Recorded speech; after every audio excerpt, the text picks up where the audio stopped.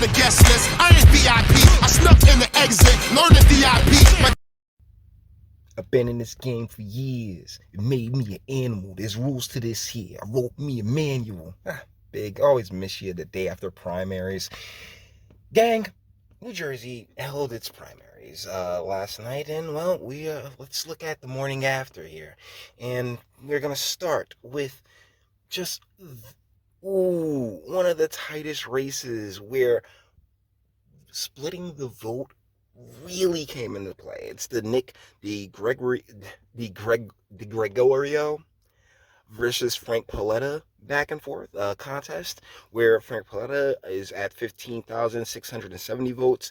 Nick DeGregorio, sorry about that, is at 14,201 votes, and there's about 12,000 to 13,000 votes, 1,300 votes sitting there between the other two contestants, and which would have given either Pilato or the Gregorio more of a chance. If they all went to the Gregorio, it would have been him. But Pilato got it, and so something that I've discussed is the concept of vote splitting and the effect that it has on a lot of elections, and how a lot of campaigns are run specifically just to do this and to undercut, any real, any real challenge to, the establishment, whichever establishment it is. But there's always the establishment right there. So yeah, Frank Pallotta, he wins the New Jersey District 5 GOP primary, and this was the primaries. Let's remember that. So I saw some people discussing, you always see it on election night, people discussing politics, and a lot of them seemed as if, oh yeah, well, this is it, this is the race, whoever wins these races are the ones going to Congress. And it got to a point where at least one of y'all, I had to say, there's it's just the primaries, right? It's just the primaries. There's the next contest coming up in the fall, which will be the head-to-head. So in the 5th, you have Gottenheimer, who ran unopposed, uncontested on the Dem side, going against Frank Pallotta. In the 6th, it's going to be Frank Pallone, once again, uncontested. A whole lot of those on the blue side over here. Going against Susan Kelly, who beat Rick Mehta and Thomas Tooney. But even if Thomas Tooney wasn't in a race, Rick Mehta still wasn't fat enough to overtake the lady. In the 7th, Tom Malowinski, he Roger Bacon, you could have done better than almost 2,000 votes, Roger, with a name like that, right?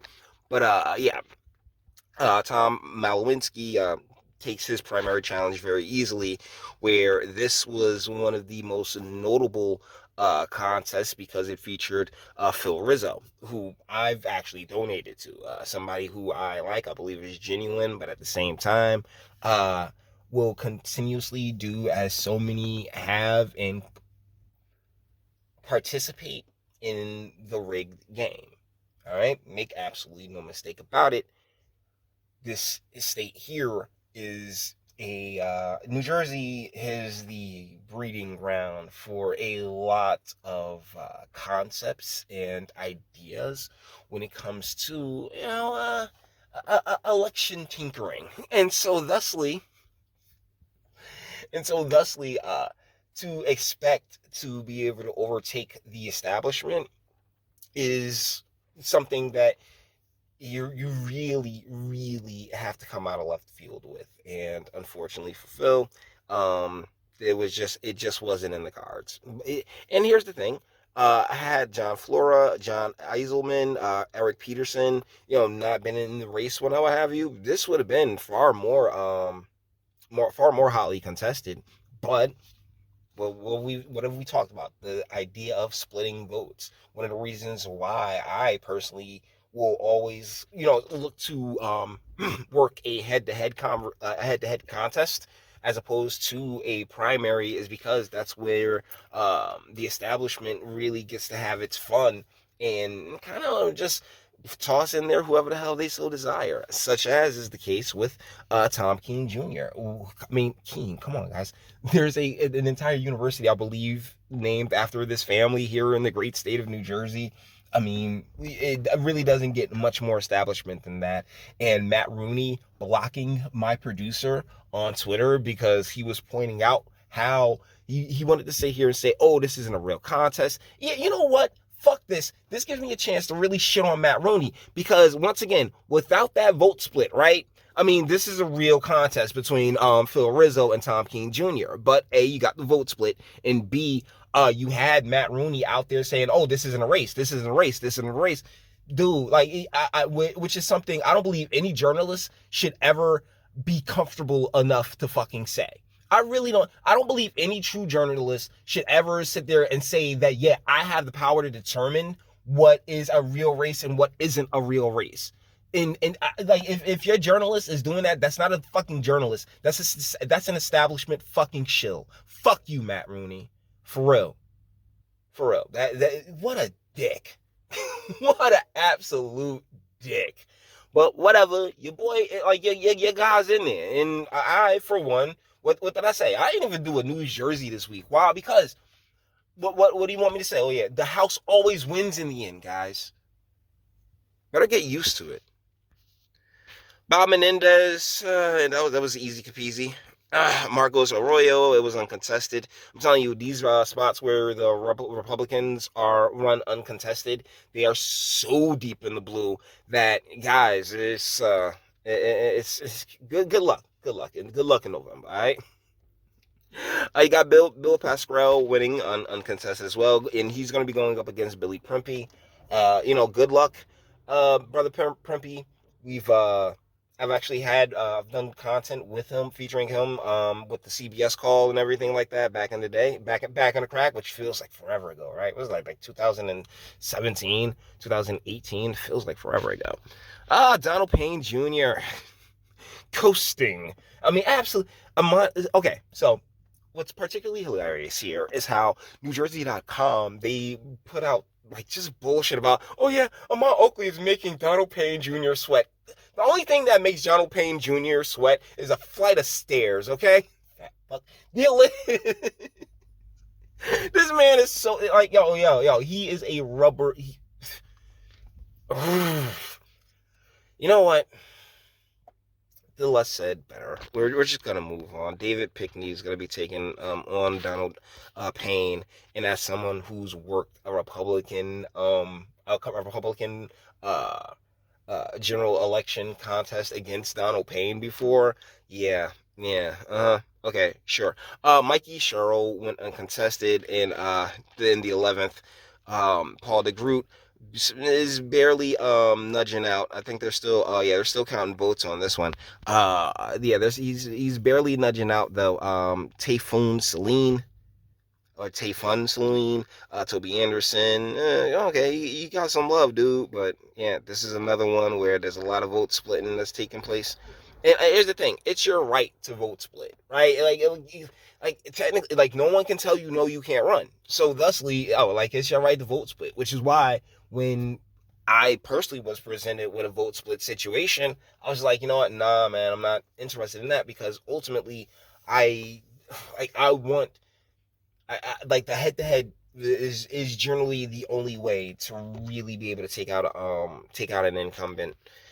That's just the reality of it. And then the 12th, you got Darius Mayfield going up against Bonnie Watson Coleman. I think that's going to be interesting. I think that could be a rather interesting. I'll eventually look into Darius Mayfield. All right, I'll see what my man's running on because everything else is very whew, whew, the house always wins in the end, guys.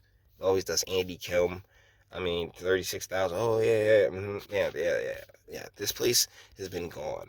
When it comes to Jersey, particularly Essex County and in Newark. I mean, after those riots, man, shit. Global weirdos set their sights and really just have had a field day Whereas you got motherfuckers from different states, not even like Murphy's from Massachusetts. All like many of these people don't even live in a lot of the districts that they represent. They're not from the districts that they represent. Like our like here in Jersey, you know, the state establishment really had a field day and left itself vulnerable for the national establishment to come through and just wreck shop like Murphy did during those primaries in 2017. And I've just been sitting here being right ever since. So, guys, with that being said, we're going to bring this one to an end. All the internet stuff. If you like it, toss it a like, dislike, go ahead, do that too. Don't be scared of yourself. Enjoy my fantastic voice. You want to get videos like this every single day. Share because sharing is caring. And YouTube and Bitchute like are the biggest fans of your boy. We're here for very obvious reasons. Bang the bell for notifications. Get something from Teespring. Check me out on Odyssey as well. Links in the description. Actually, go to the description box and do damage and speak. Let me know what you guys think in the comments. Yeah, man. It sucks, but it's all part of the game, guys. And if you can read the tea leaves, like I said in the reason I brought up the Biggie verse in the beginning is because I have been doing this for years. I have been a part of tons of winning and tons of losing campaigns. I've been in these rooms. I've sat around these folks and realized, you know, exactly how deep into their own worlds each and every one of them are. And guys, I gotta say, you know, you have no friends in Trenton. You have no friends in your state house, in your county / municipal buildings. These motherfuckers ain't your friends. They all voting for their pensions. But you may disagree. That's what my comment section's for. Till the next one. Your booze mean nothing. I've seen what makes you cheer. Every breath I take without your permission raises my self-esteem.